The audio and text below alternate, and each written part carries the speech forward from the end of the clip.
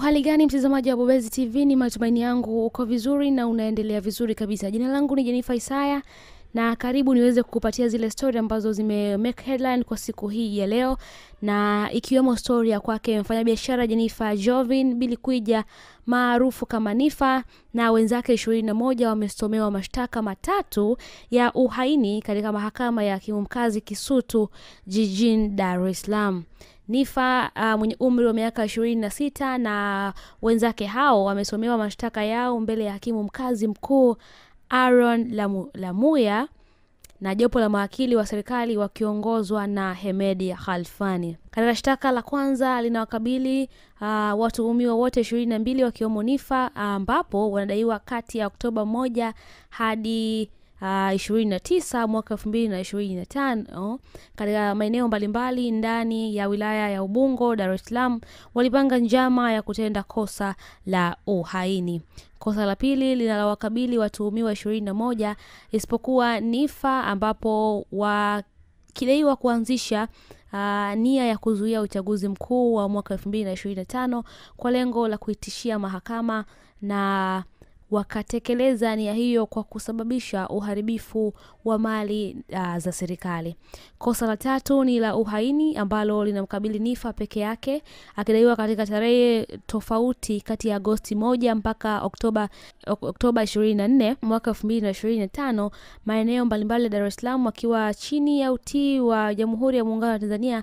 Alianzisha nia ya kuvuruga ama kuzuia uchaguzi mkuu wa mwaka 2025 na lengo la kuitishia mamlaka kuu, na alitekeleza nia hiyo ya kuhamasisha umma kununua barakoa za kuzuia mabomu ya machozi, ambapo alihamasisha zinunuliwe kutoka kwenye biashara yake ili watu wanunue kujikinga katika maandamano hayo ya kuvuruga uchaguzi.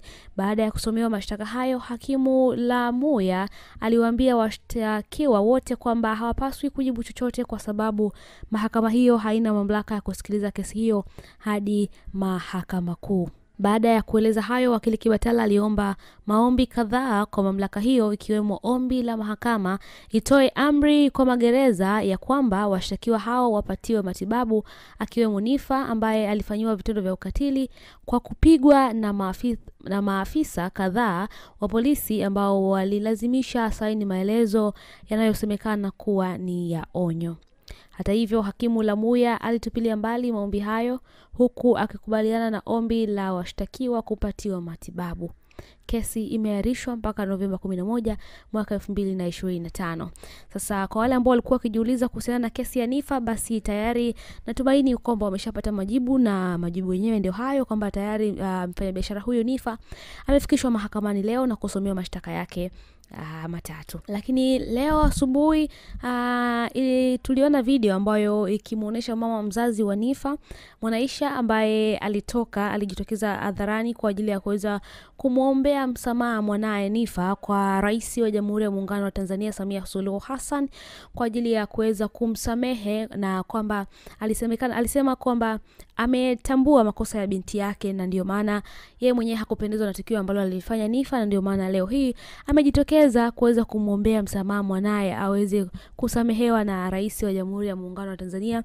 Yeye kama mzazi amesema kwamba ni mtu pekee ambaye kwenye familia yao wanamtegemea, kwa maana ya kwamba hawana mtu mwingine zaidi ambaye wanamtegemea. Yeye ni mgonjwa na hawezi kufanya kazi, kwa maana hawezi kufanya chochote, hivyo ndio maana anamuombea sana msamaha aweze kusamehewa ili aweze kumsaidia mama yake kwa ajili ya matibabu, lakini pia kwa ajili ya kuweza kuwasomesha wadogo zake Niffer ambao wanasoma, ambao bado wako shule na wanamtegemea wao kwa kila kitu.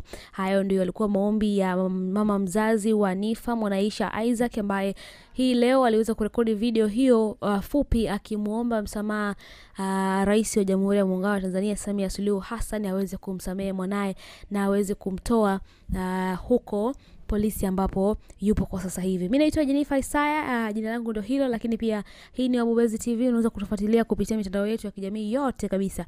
Instagram kwa jina moja tu la Bobezi TV, hakikisha kama umetufollow, lakini pia umelike na comment na kushare. Lakini pia hapa TikTok tunapatikana kwa jina la Bobezi TV, lakini pia hapa YouTube kwa jina hilo moja la Bobezi TV. Hakikisha unatufuatilia vyema kabisa, hakikisha una subscribe na kubonyeza alama ya kengele ili wa kwanza kuweza kuzipata taarifa.